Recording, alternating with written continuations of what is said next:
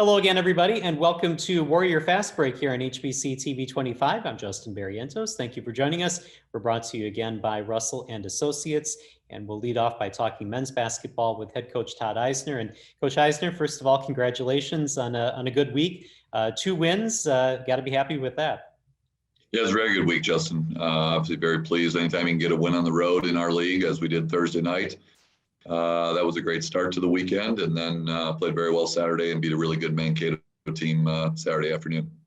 All right, let's start with the Thursday night game against Concordia St. Paul, and that one you had a lead, 41-28 at halftime. Concordia was able to come back, and then kind of an exciting end to that game. From your perspective, how did the team play in that game? You know, we played really well the first half. Didn't start out great, but the last 15 minutes of the half, we played the type of basketball that, you know, we're going to have to play all year, and we've done for the most part. And they hit a 3 at the end of the half to cut it to 13, and still felt really good about what we had done. Our defensive field goal percentage was really good in the first half, and talked about really trying to carry that over into the second half, and everything but that happened. We got really tentative on offense, turned it over a bunch. And that led to us not defending at a very high level, allowed them to start making some shots, getting really confident on both ends of the floor. And next thing you know, in the last 3 minutes of the game, we were down a possession. And Deb stepped up, made some big plays to kind of keep us in it, and then made a big and one there to finish the game. And we were kind of lucky to get out of there with a win. And looking at the stats, your two teams tied in rebounds, 33 apiece. However, you had an edge in offensive rebounds, and that turned into more scoring opportunities, 14 second chance points. How important was that in the game? Well, I think it was important Thursday and Saturday. You know, Luke Martins has done a tremendous job for us. He's just got a workman's-like attitude. He's got great toughness to him. You know, we're asking him to do a lot at 6'4", to play, you know, for us, kind of the 4-man power forward. You know, nobody wants to be called a forward or a power anything anymore. Everybody's a guard. And so we just tell people we play 4-point guards, and that way we solve that problem. But Luke has to guard, you know, a traditional bigger player, and has done an awesome job defensively. He's really given us some good moments offensively, but his work on the glass on a consistent basis on both ends of the floor has been really, really good so far. Yeah, you know, we talked about it last week, but I have to bring it up again. Not only is he leading the team in rebounds, but far and away, he has the team lead 62 rebounds after this week, and the next closest is 35, and that's Connor Drew. It's just amazing what Luke is able to do when you don't really consider him a post.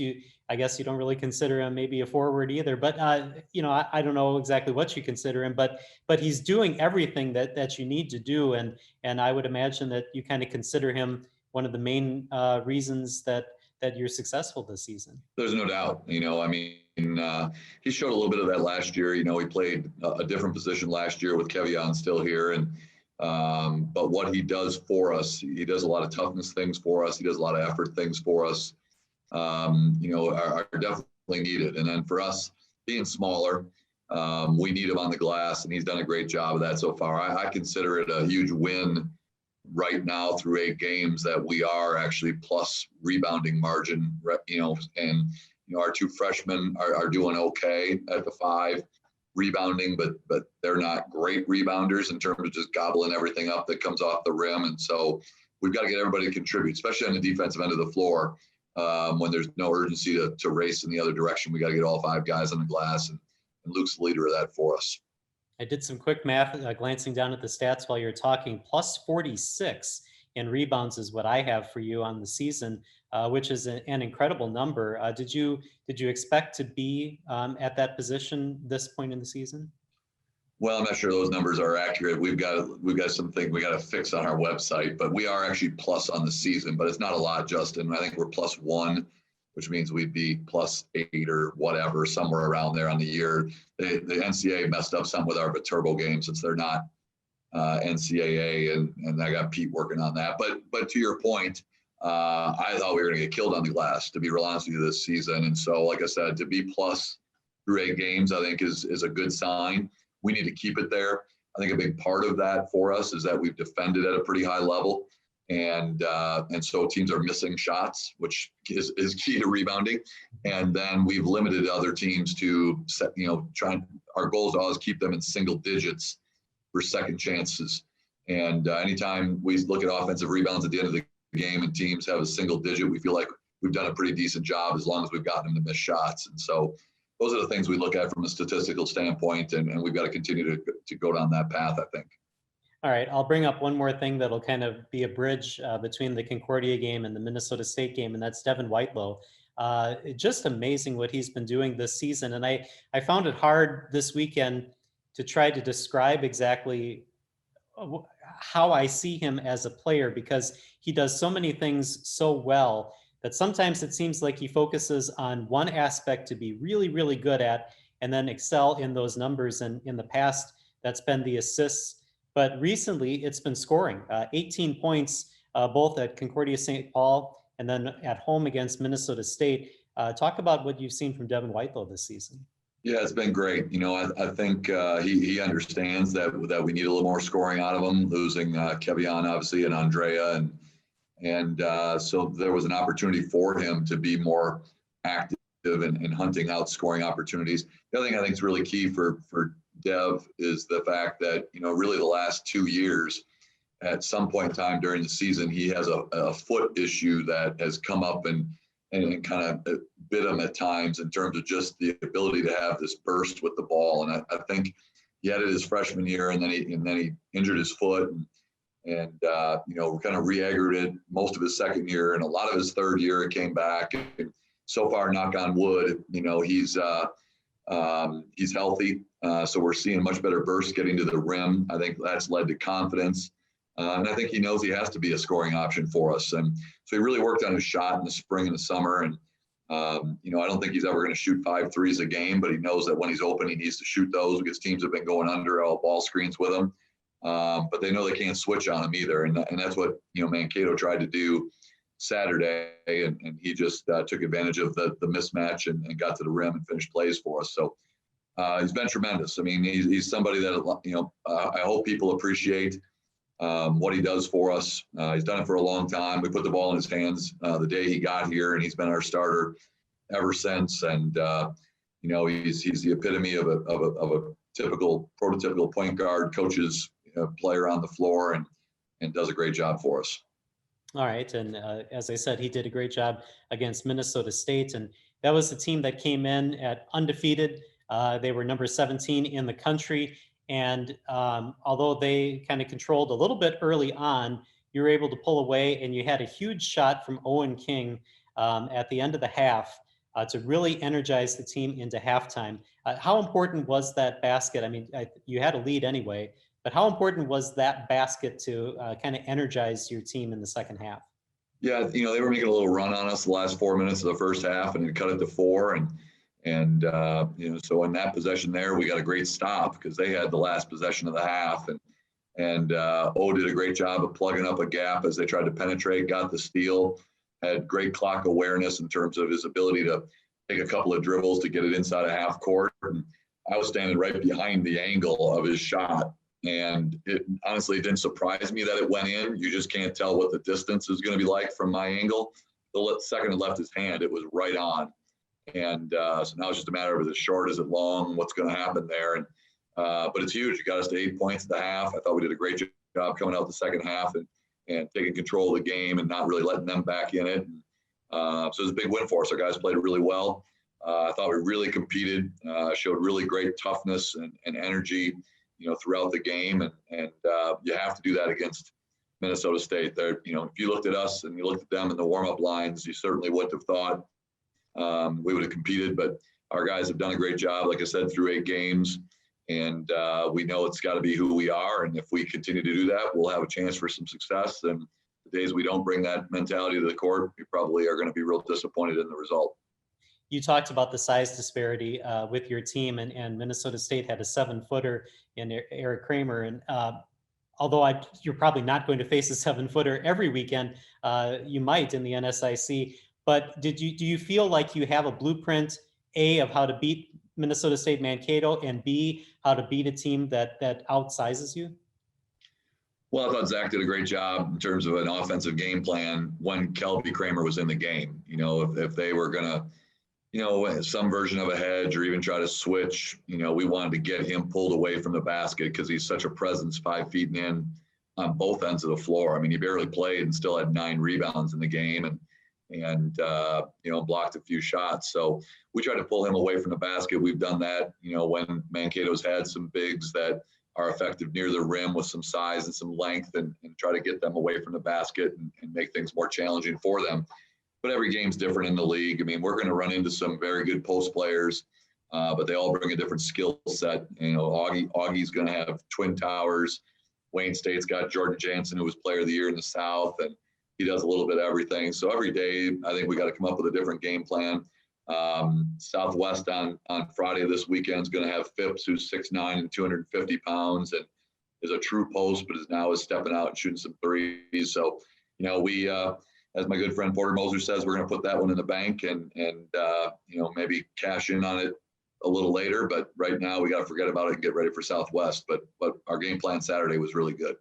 All right, just a minute or so left. As you said, you have Southwest on Friday and then Sioux Falls on Saturday, both 5-win teams. How do you feel you match up against both those teams?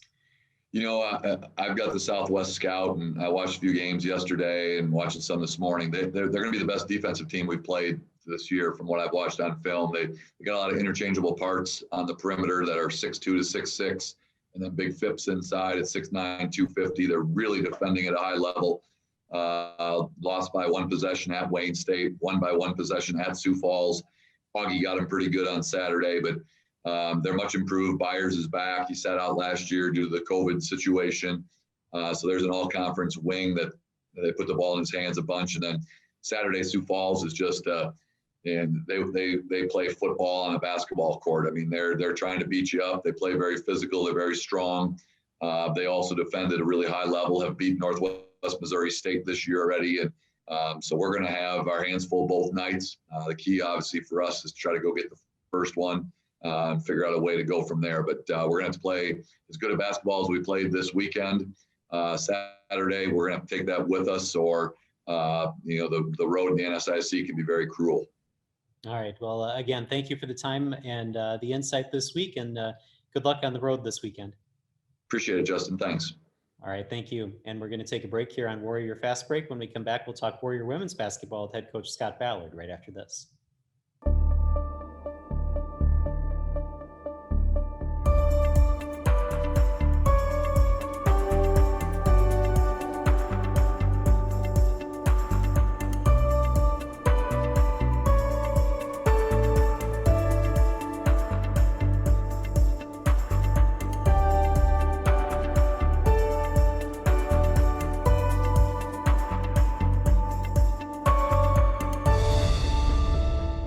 Meet Jenny Siseski of Edina Realty. With nearly 30 years' experience, she knows that right now is the best time to sell your home. Jenny will help you get top dollar, higher than ever before. With today's low interest rates, it's time to upgrade your home and increase its value. High demand and low inventory also make this a perfect time to list your home. Call for a free market analysis. Contact Jenny Siseski at Edina Realty today, 507-458-7038. And welcome back to Warrior Fast Break here on HBC TV 25. We're brought to you by Russell and Associates. Time now to turn our attention to women's basketball with head coach Scott Ballard. And Coach Ballard, thank you for joining us again today. Good to be here. Thank you. Let's before we get too far, I thought I'd ask, how is Ava Sergio? Because we saw that she got injured in the Minnesota State game. Yeah, it's a shame because she was off to a fast start in that game, but Emma got in early foul trouble first minute of the game, and we brought Ava in. She scored 6 points in 5 minutes and had a couple of boards, but unfortunately sprained her left ankle pretty bad. They actually were concerned that she may have a fracture, so she got x-rays yesterday, and thank goodness they were negative. But it is a bad sprain. So, timetable-wise, prepare for the worst and hope for the best. I'm not a doctor or anything, but I've ankles that look like hers right now. You're usually looking at a couple weeks at the earliest. So realistically, it'd probably be after Christmas break before she's feeling close to normal. I feel bad for her because she has worked so hard on her game and is gaining confidence and playing well. And, the 5 minutes she was in Saturday night against Mankato, you could tell she was a tough matchup for them. So it's too bad that happened because it took away one of our, bullets that would have been in our favor. But things happen, and I've always said adversity is opportunity for somebody else. So while she's out, Emma needs to be more disciplined and avoid foul trouble, and try to play more minutes. And then other people coming off the bench, their number will be called earlier and more often with Ava being out. So, you take the good with the bad, but, thank goodness it's not, a season-ending injury, something along those lines. But, I'm hoping that she'll be her old self again by the time we come back from Christmas break. All right. Thank you for that update. And we do hope to see her again after the break. Let's go backwards just a little bit and talk about the first game that you had last week against Concordia St. Paul. Obviously, it's a disappointing one for you. After the first quarter is when Concordia started to pull away. What sort of happened in that game, and why was Concordia so tough this week? Well, first of all, I would say that was a stinker game. Everything that could go wrong went wrong.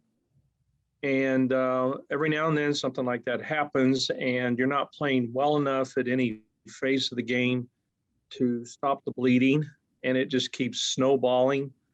In all the years I've done this, I don't think I've ever had a game when it was said and done that so many things were lopsided. For example, it was like a night of the 20s for us. We were 1 for 20 from three-point land. We gave up 20 offensive rebounds, and we had 21 turnovers. That is a formula for disaster. And I give Concordia credit. Watching that game, I did not feel like our kids understood our game plan and approach offensively. Defensively, foul trouble bothered us again, and our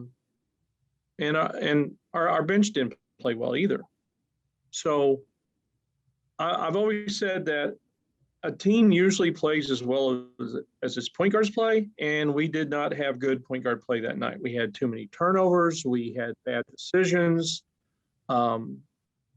We missed some easy shots. We took some difficult shots.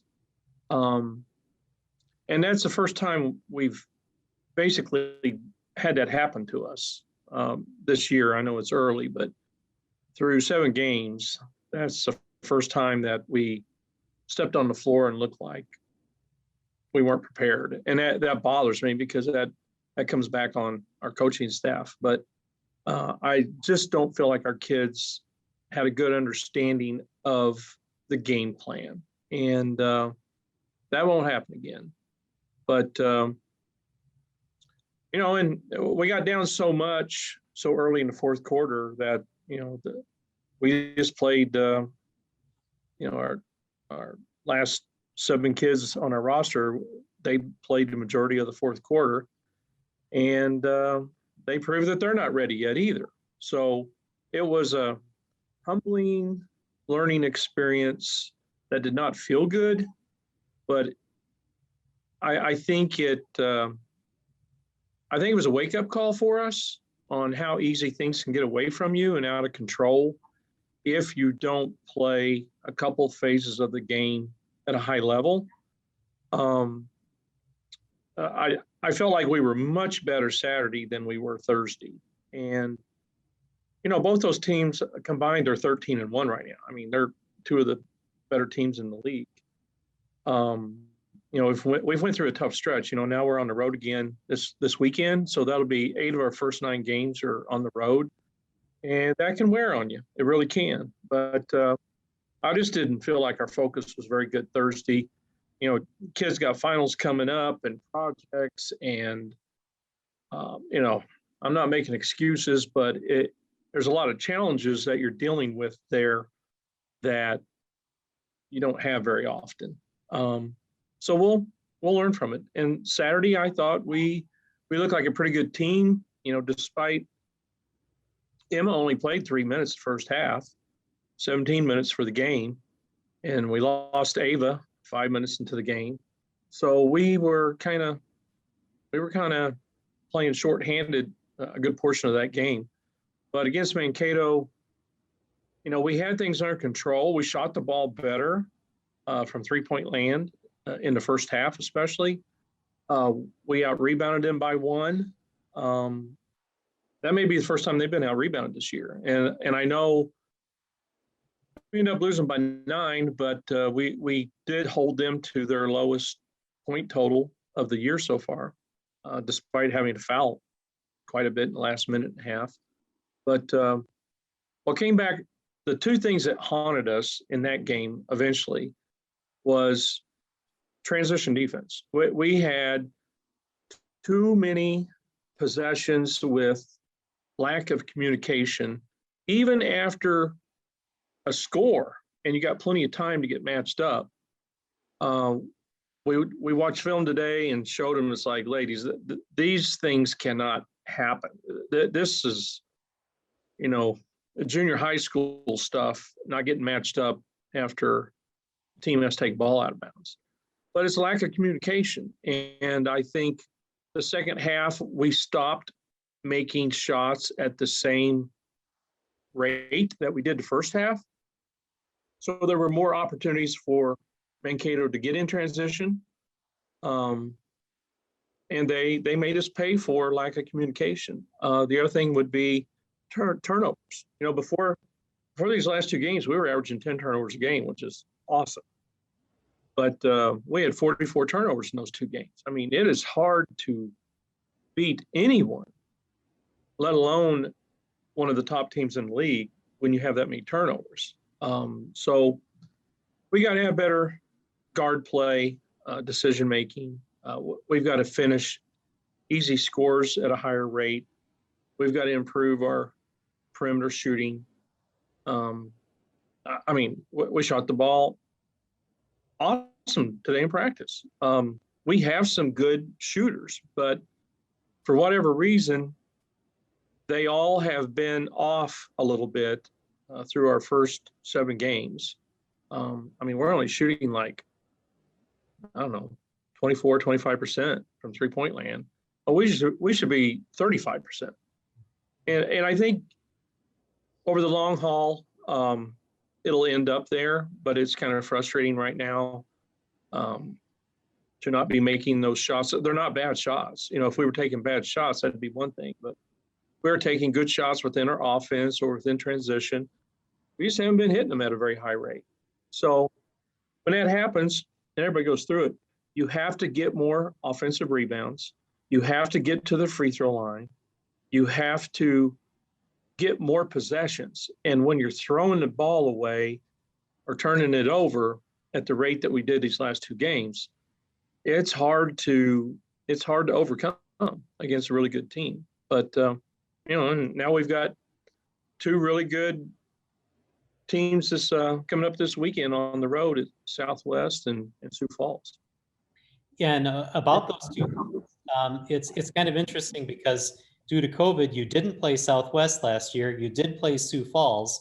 So one team you haven't seen in 2 years, which right. is a different squad. How do you prepare for teams that are, in your mind, kind of that different as far as what you know about them? Well, there's a lot of similarities between the two teams. Probably the biggest difference is that Southwest they've got probably the best shot blocker in the league inside. 6'4" kid inside that's long, and they probably rely on the 3-point shot more than Sioux Falls does at this point in time. But there's a lot of similarities between the two, their style of play and their balance and depth and defense. So you just take it one game at a time and get ready. It's still early in the season. There's a lot more film out there now for conference coaches to watch on each other. And, our new people are learning that the non-conference games, even though they're D2 games, a lot of times they're not near the grind as your conference games because there's not as much scout on you. They don't know you as well. And so it's once you get in conference play, it's about being more consistent, doing the little things on a consistent basis, being very efficient offensively, fewer breakdowns defensively, holding your own on the boards, taking care of the ball. And, but it's crazy from one game to another. We've not been getting to the free throw line very much. And that's a head scratcher for me because we go inside probably as much or more than anybody. And yet we're only shooting 10 free throws a game. But, it's like Saturday night, Sioux Falls is playing Wayne. There were 52 fouls called in that game and 60 free throws shot. Well, if you're shooting 30 free throws in a game, you're probably going to score 75 or more points. But when you're only getting to shoot, 10 free throws a game, and there's so many good coaches in our league, they don't let you get very many easy transition points unless you turn the ball over. But it's been a grind. These all three of our conference games have been a grind. I would say the Northwest Missouri game and Washburn game for us were both similar to conference games, but they didn't have as much firepower offensively. All right. Well, I appreciate you giving us the time and the insights, and good luck this weekend on the road. Well, we'll take luck anytime we can get it. We appreciate people coming to the games the other night. It was disappointing that we lost, but it was so refreshing to have a sense of normalcy with fans in the stands. So that made it feel real again.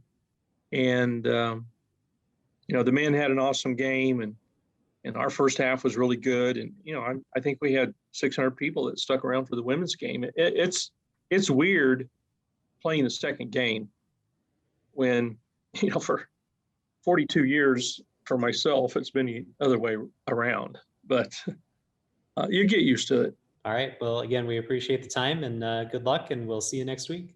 All right. Thank you. All right. Thank you. And thank you for watching Warrior Fast Break here on HBC TV 25. We'll see you next week.